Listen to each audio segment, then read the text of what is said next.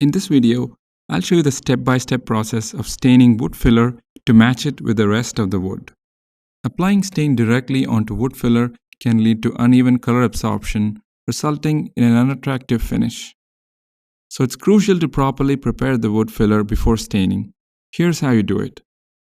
Take a small amount of wood filler onto a putty knife. Gently press the filler into the gap, crack, or hole on the wood surface.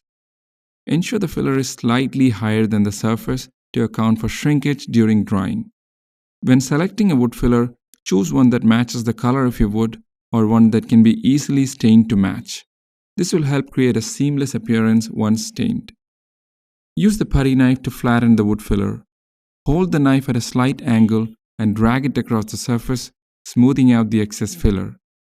Applying firm but gentle pressure while dragging the putty knife helps create a smooth finish. The drying time can vary depending on the brand and type of wood filler you're using. Check the instructions on the packaging for specific drying times. It's essential to wait for the wood filler to dry fully before proceeding to the next steps. Rushing this process may result in uneven staining or damage to the filler. Once the wood filler is dry, use fine grit sandpaper to sand it down until it's smooth and level with the surrounding wood surface. This ensures a seamless transition between the wood and the filler. When sanding, use light, even strokes in the direction of the wood grain. Be careful not to oversand or apply too much pressure, as it can damage the wood or create unevenness in the surface.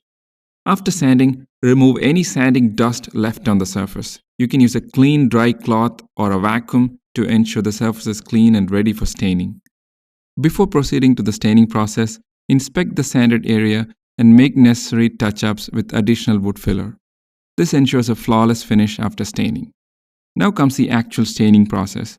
Apply a chosen wood stain to the surface using a brush or a cloth. To achieve an even color distribution, I recommend you apply multiple thin coats of stain, allowing each coat to dry completely before applying the next one. This technique minimizes the risk of blotchy or uneven coloration. Once you've applied the stain, let it dry. This can range from a few hours to overnight, depending on the stain and your environmental conditions.